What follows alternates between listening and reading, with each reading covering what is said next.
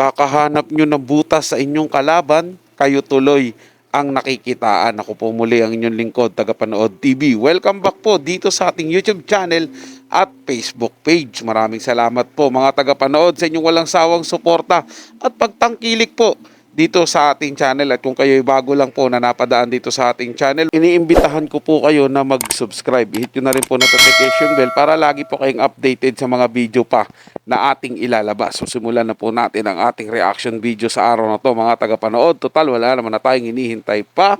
Let's do this! Narito ang Balitang Pinoy TV.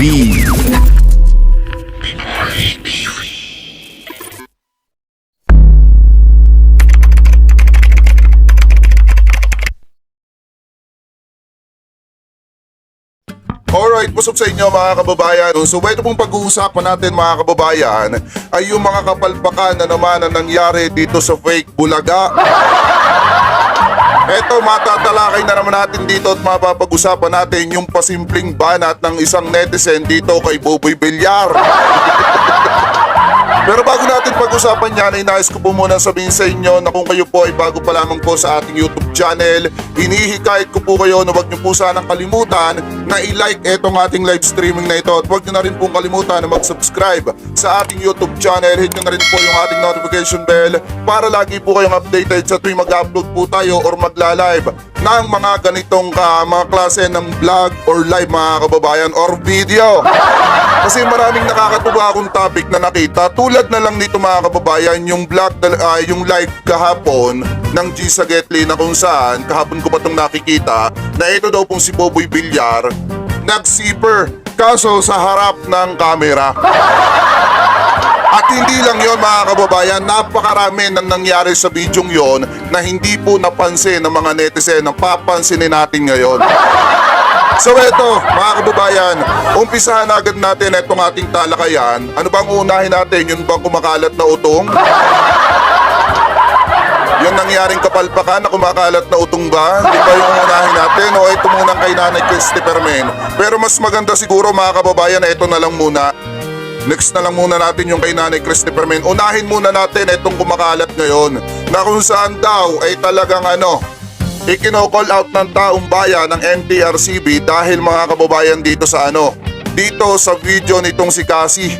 Mga kababayan na kung saan nabanggit ni Cassie yung isang kataga na hindi mo dapat binabanggit sa harap ng SOCMED, sa harap ng camera.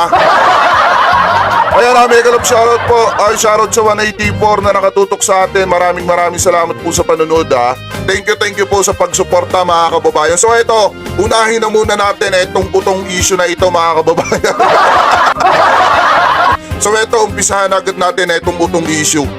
Ito, i-play na natin Ito ba kayo, tanungin ko kayo, pag napakinig nyo ba to, dapat bang ipatawag ang Tape Incorporated ng MTRCB or hindi? Pakinggan muna natin. Hindi pa kayo makakahulog sa akin? Ang OA na Oh. Ang dami na kayong utong sa utong? Kasi Legazpi Utong! Utong! Utong! Utong ba, utong? Sige, mamaya, talakayin natin yan.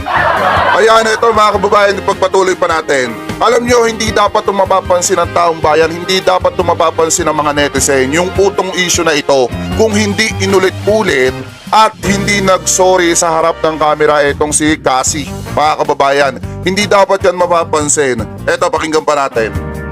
patawag ng MTRCB dahil sa umano'y sa isang pagkakamali na nagawa niya sa segment na Happy ng Itbulaga nitong Sabado, August 26, kung saan ang topic na pinag-uusapan ay tungkol sa utang. Utang yon, pero yung pagkakabanggit ni Cassie, otong. Kaya mga kababayan, ito MTRCB Tomatic. Dito nga ay narinig niyang nag-uusap sila Cheryl Solomon, Winwin Marquez, Alexa Miro at Ara San Agustin, kung saan nabanggit ang mga utang na hindi mababayaran. Ganito ang malinaw na sinabi ni Cassie, kayong lahat Alright. hindi pa kayo makakahulog sa akin. Ang OA na ang dami na kayong utong sa akin, nagulat si Cassie at binanggit pa ng mas malinaw, utong. Para sa akin mga tagapanood, okay na yung una niyang pagkakamali. Yun na mali po yung banggit niya sa utang, naging utong po. Kaso, dun po siya naging sablay si Cassie mga tagapanood Ito po ay para sa akin, sarili ko pong opinion mga tagapanood. Doon po siya naging sablay. Nung inulit niya pa po, tapos nilinawan niya po ng husto. At parang doon po ata doon sa video na yun, parang narig po ata nila nagtatawanan pa sila eh. Parang natuwa pa po ata mga tagapanood eh. Na gano'n ang pagkakabigkas eh. Pero ayos lang, nag-sorry din naman. Pero sana, aksyonan din. Kasi nga yung kay Wally, hindi siya nakita dun sa video. Pero gusto nila, nanawagan sila na ipatawag po sa MTRCB. So dapat po ito yung mga kabalbalan na ginagawa nila. Yung katulad po nung ginawa ni Buboy na nagsiper po sa harapan ng winner nila. Okay, kabastusan po yun. Gesture ng kabastusan po yun, mga tagapanood. Tapos ito, verbal naman po na kabastusan. Pagbanggit po dun sa parte ng kababaihan. Di ba po mga tagapanood? Although babae din po yung nagsasabi. Kahit sabihin pong nagkamali siya dun sa una, okay na nga po, ilagpas na sana yun. Kaso nga po, inulit niya pa eh. Sabay sorry. Ayos lang kasi nga po nag-sorry. Pero siyempre po, dapat aksyonan din po mga tagapanood. Di ba? Para patas po. Kung binabantayan po nila ang AAT na magkaroon ng kamalian, sana sila din po. Diba? Tanggapin din po nila ang kanilang kamalian. Yun. Kaya ginagantihan din po. Binabantayan din po sila. Tinitingnan po yung kanilang pong kamalian. So ngayon magiging ano po tayo mga tagapanood. O sila, tanggapin po nila yung pagiging patas din. Kung si Jose nga po, ay si Wally nga po, diba? Tinanggap yung sinasabing pinapatawag sa MTRCB. Sana ganun din po yung gawin ni Cassie. Pag pinatawag mo sila doon sa MTRCB at sumagot din po kung bakit ganun po yung nangyari. Di po mga tagapanood para patas lang ba? Sabi ni Vice Sardinas, ipapatawag ko na yan, tol. Sala talaga to. Alam niyo mga kababayan, hindi lang to basta katatawanan. Pero sala talaga to kasi unang-una mga kababayan, nasa nasa industry sila na pinapanood sila sa television, may mga batang nanonood at alam ko naman na marami sa mga kabataan ang may idea pagdating sa mga ganitong klase ng salita na hindi dapat binabanggit sa harap ng kamera. Yung mga panatiko ni Vice hindi naman pwedeng laging EAT lang yung pag-iinitan nyo. Ito ay Banat Bay ano masasabi mo dito Banat Bay?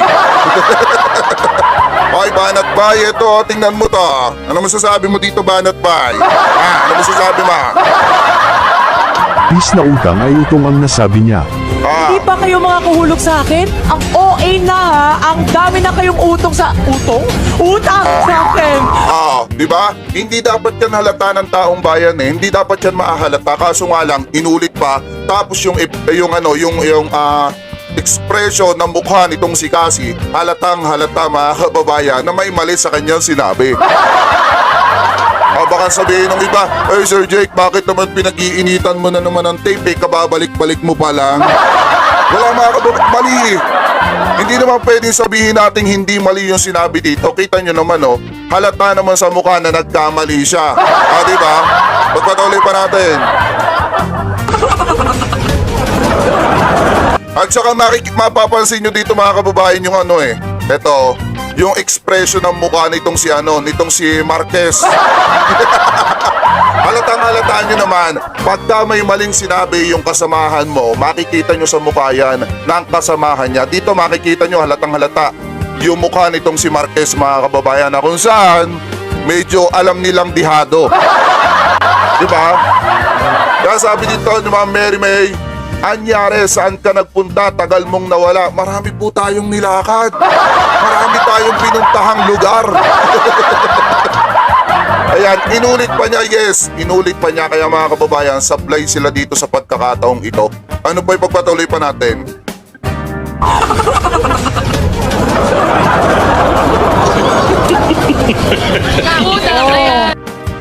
At saka ito, tingnan nyo yung expression ng mukha dito. Ito, alam nilang may maling nasabi si Cassie at saka nagsorry si Cassie ng 3 beses sa harap ng kamera. MTRCB! MTRCB is waving. Yung mga panatiko ng It's Showtime, ngayon kayo mag-ingay, ito pagkakataon nyo na para maagaw yung trono nila. Ayan, sige na. Oo. Sa next cut-off na lang ako magbabayad. Oo nga. Oh. Eh, ako din, promise, next week babayaran ko kayo lahat, okay? Mapapansin na gulat si Cassie sa kanyang nasabing salita, at tawang-tawa naman sila Alexa at Ara. Napabumisnis naman sila Winwin at Cheres. Maririnig ang mahinang salita na sinasabi ni Cassie na sorry sa mga kapwa niya host. Akin. Sabi dito, sinira ng kambal ang kanilang karir ay dahil sa kadatungan. Yari po doon mga tagapanood. Akala ko pa naman malakas yung pagkakasorry. Yung pala, pabulong lang din po yung sorry at sorry dun sa mga kasamahan. Eh, paano naman po yung sa mga tao na nanonood? Di ka ba magsusorry dun sa kamalian na yun? Tingin po nila, napakagaang lang po. Sa bagay po, magaang lang po. Kaya lang po, maraming bata at medyo may kabasusan niya, tuwan-tuwa pa po sila mga tagapanood, di ba? Pero kung panigurado po yan, yung mga panatiko na yan, lalo na po yung may idolo kay Vice Ganda dyan, baka naman kung pag sila Wally at si gumawa nun, todo reklamo kayo. Pero dahil ka-network ninyo, wala pong reklamo dapat po, patas kayo. Yan. Kung nirereklamo nyo sila Wally at ang lakas ng loob nyo patawag sa MTRCB, ngayon po, manawagan din po kayo. Ay, mga Vice Ganda fanatics po dyan panawagan po kayo na patawag din si Cassie para po magpaliwanag din dun sa side niya yung pagkakamali. Idamay na rin po yung mga co-host niya doon na tuwang-tuwa at tawang-tawa po doon sa sinabi ni Cassie. Ba hindi baka sabihin ng iba, ginagawa nyo ng inaano nyo ng big deal. Yun nga po yun 'Di ba yung kay Wally nga po hindi siya nakita doon Binigyan nyo ng ginawa nyo parang big deal na yung nangyari na yun. 'Di ba? Talaga sinano nyo na si Wally yan, ganyan, dami nyo pong sinasabi. So ngayon ito din, kahit hindi big deal, kung may kamalian, haharapin po yung kamalian para po patas, hindi po ba mga tagapanood? Ganun po dapat.